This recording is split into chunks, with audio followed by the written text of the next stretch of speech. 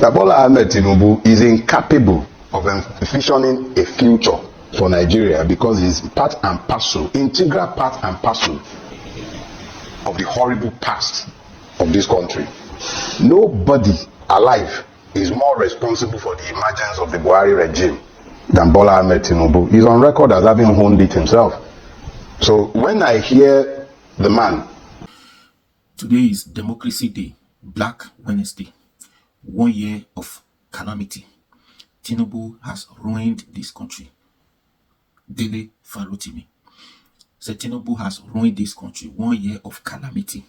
Now in this video, take your time, listen to Rotimi and see what you expect in the next 3 years, because this 1 year has been a year of deception, a year of calamity, a year of tragedy, a year of trial and error, anything you could think of. So listen to this video, Dele Rotimi, how it quantify the Tinubu's administration, what you expect, what you are going to see, if there is still hope for this country for the next 3 years, if there's any hope for you. Listen on this video how Rotimi detail. I like this. Please watch and don't forget to share. If you have not subscribed, subscribe to this YouTube channel. Let's grow this channel so that you don't miss out any update. You understand now? Talking as though there is a disconnect between his, I don't even know, because this is not even a man we elected, between himself and the despicable man named Buhari that has left the office. When I hear that disconnect, it baffles me that there can be such inability or maybe wanton wickedness. Because if he says he has inherited a bad situation, the question is from who? It's the same people, the same character, it's the same man. He was there for 8 years during the Buhari administration. He had nothing to say against Buhari, and when he was coming, he made clear that he was going to continue the policies of the Buhari administration. So when the man is now pontificating and talking about difficult economic decisions and that is a difficult thing to react to, it's like asking me to react to madness. I know as a fact, and I sat here over a year ago to tell you what to expect. I told you at the time that he is one of the two horsemen of the apocalypse.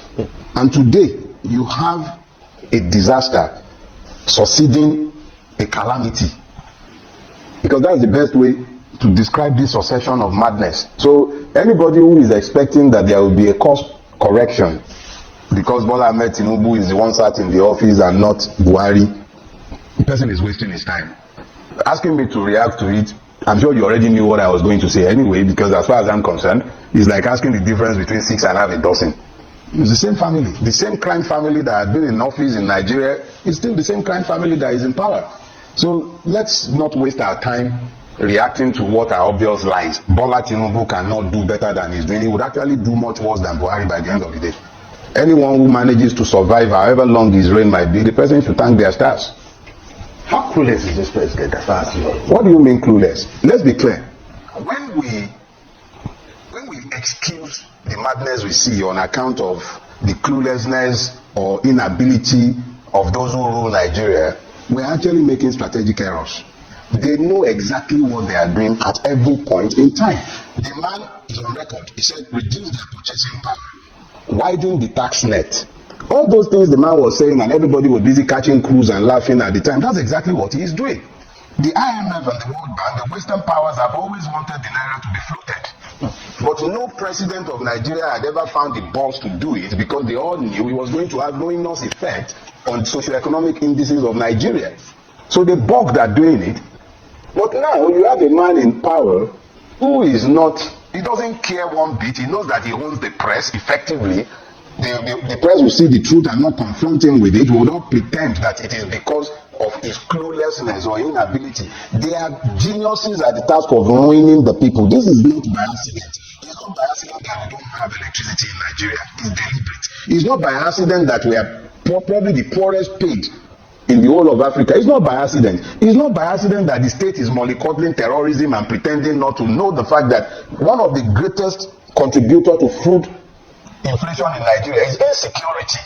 And yet the same government ignores the impunity with which the Fulani marauders are entering villages and farms and making it impossible for people to stay in their farms and produce.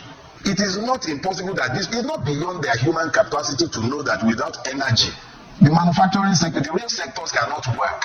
It's not, look, in the last couple of weeks, the most I have had public power, maybe 4 hours a day.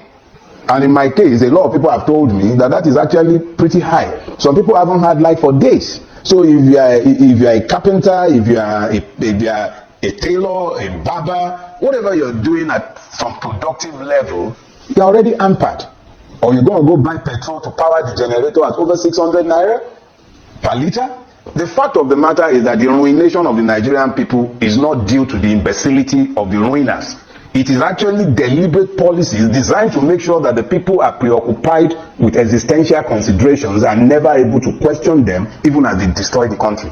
So, consider the fact that you just said that this is quite a deliberate action. It is.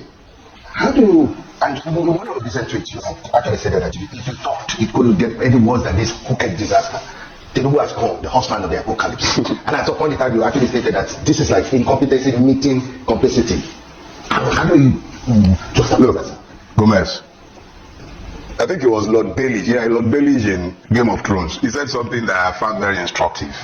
He said, when you are confronted with a situation that does not appear to make sense, instead of trying to make sense of what does not make sense, just accept that it doesn't make sense and then step back and take another look.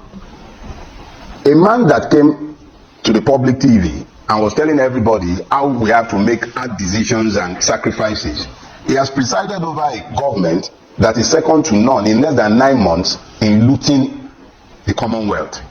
This same man has presided over the purchase of SUVs for members of the National Assembly. They've continued to live large as though nothing is wrong in the country. This same government gave 24 billion for Hajj subsidy in a country where people are dying like flies from hunger. This government has presided over the murder of numerous Nigerians in places like Bokos, in the Plateau, in the Benue Trough, Ekiti, Ondo have become killing fields where others are slaughtered like flies. And look, let's be clear. Nigerians need to come to the knowledge of the fact that their government is peopled by those who have determined that the people themselves are enemies and must be eliminated. So it is the mindset that we need to shift pretty quickly. Looking to this government or the ruiners of Nigeria for the solution to the problems of Nigeria is a waste of time. As long as these same people remain in power, the Nigerian is an endangered species.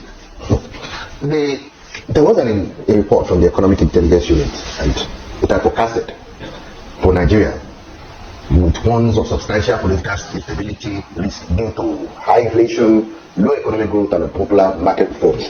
How do you perceive the potential impact of these factors on the country's political landscape, especially considering the administration's current trajectory? Look, I think it was the chief Alagbe of the APC, Wasiu. He said, well, I remember a refrain from his song. He said, you didn't see nothing yet. That's the reality. I don't need an economic think tank to tell me the realities of my objective living in this country. On a daily basis, it's getting progressively worse. The one thing that I believe is left for the conscious, if you have any consciousness of what is good in this country, you have a duty to educate the common man on the street as to the fact that his enemy is not Chinedu, his enemy is not Fakunle, his enemy is not Ahmed. His enemies are the ones who are ruining the country, pretending to be leaders. They are only leading us to disasters.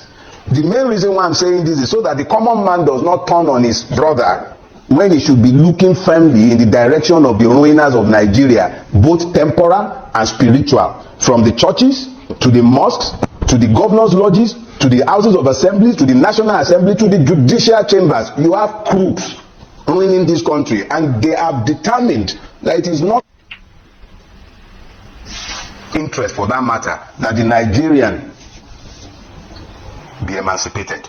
Poverty has become a real weapon in the hands of those who rule Nigeria. So the Economic Intelligence Unit are only telling us what we know. It's a self-fulfilling prophecy. A country where people are stealing more oil than is being declared as produced, where oil producers are stealing their own oil in collusion with our navy.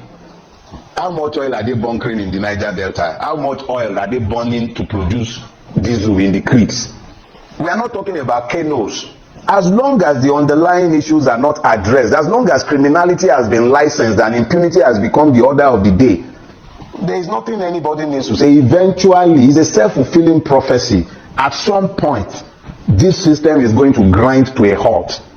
My own singular interest is in making sure that the mass of the people do not turn against themselves, believing that they are their own. No, the real enemies are sat in government offices. The average Nigerian needs to rise up to the fact that they are merely distracting us when they start pointing at religion and ethnicity. Have you noticed?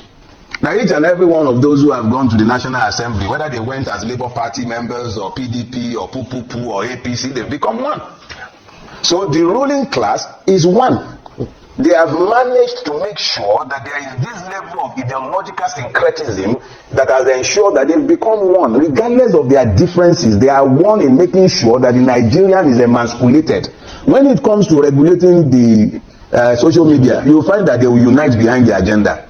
Everything that is anti-people, they always unite against it because they have common interest.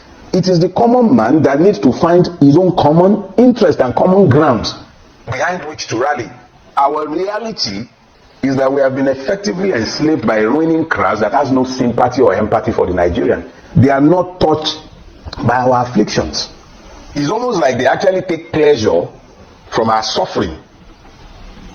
Think about it. How do you explain that Hajj, that should be your private obligation as a Muslim, has become a burden on the public purse, and you can pay subsidy on Hajj for a select few, but education is no longer available to the poor?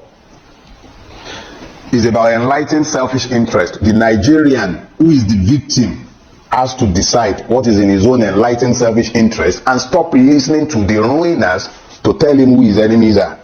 Now, Mr. Rotimi, we see pockets of protests in certain sections of the country, like in the north, and just recently in Ottawa, there was this protest also against hunger, against the economic situation. Are we foreseeing a ladder? Because considering the fact that you're talking about educating the people themselves, and Nigerians themselves are bemoaning their situation at this point in time, and you're painting a gloomy picture that things are even going to get worse. At what point we need to get to before Nigerians themselves actually and not confront themselves? I repeat that thing again. You ain't seen nothing yet. Nothing. There is no bottom for the naira. It keeps crashing every day, even for products that are made in Nigeria. A bag of cement today is over 10,000 naira. A bag of cement. Let that sink in, and then let me begin to explain something. You're seeing pockets of protests here and there. I remember saying some years back that the Nigerian revolution will start in northern Nigeria. I stand by what I said at the time. Now, how long it will take before the inevitable would happen, I don't know. But one thing that is clear and glaring is that given the level of weaponized poverty that has been unleashed against the people, is nuclear grade. When you see the number of Nigerians scooping hot food off boiling cauldrons, packing rice with sand, you then begin to have a glimpse, just a mere glimpse into what lies ahead, because it's just starting. The end. People who are in farm, I used to farm. We have abandoned my farms. I can't go to my farms again. My farms are in Ogun State, but I cannot go to my farms any longer. I know people who had major mechanized farming operations in Niger State. They've left their operation. They abandoned it completely because where they were farming have been taken over by terrorists. So when you are seeing all of these, let me just say, it is easy to predict the harvest when you see the seed. The seed that have been planted. I've made it clear that a deadlock is inevitable. You have a government that is lacking in legitimacy. You have a judiciary that is lacking in credibility. You have a legislative house that is generally peopled by idiots, imbeciles, and crooks. And then you have a people against whom hunger has been weaponized. Yorubas have a proverb. They say, Tebiba wonu, oromi okinwo. When you translate that properly, what it actually says is that rationality ends where hunger begins. When you now have hunger unleashed against a wide swath of the population, what you will find eventually are gridlocks and chaos. My own preoccupation is to ensure that the Nigerian understand exactly who to blame for what is going on, so that he doesn't turn against his fellow victim. It is possible that you might have military adventurists coming in to cash in on the popular disaffection. But even those would inevitably be proxies and members of this ruining crash. The reality is that we are gradually entering an unsustainable cycle where there is bound to be a gridlock. I am careful about what I speak to these days. That's why I've been largely quiet for some time, because I do not want to stand accused of being the one who incited a riot. I'm not interested in riots. Protests do not interest me. I am interested in a revolution that sweeps away this decadent order and hold it and every one of them to account. Let them account for the humongous stealings. Let them account for the evils they have done against the people. That interests me. Pockets of protest here and there, yeah. But they are merely, you know, when it's going to rain, you see flashes of lightning. You hear rumbles of thunder. There might even be a few scattered showers here and there. But there is a deluge coming. What will catch? Good. You listen to that. Well said. And this is exactly how it is. That's what I've been saying. You understand? TINUBU has ruined this country. 1 year of trying and error back and forth. Nothing good has come out of this administration for 1 year. So yeah, don't worry. You listen to him today. This is a total disaster. This is a disaster. So please do me a favor. Subscribe to this YouTube channel. You be my guy now. Run out for me now. You know as they go now. You be my guy. Please run out for me now. If you are my subscriber already, I give you salute. Thank you. Please, if you have not subscribed, subscribe to this YouTube channel. Let's grow this channel so that you don't miss out any updates. You understand now? Please.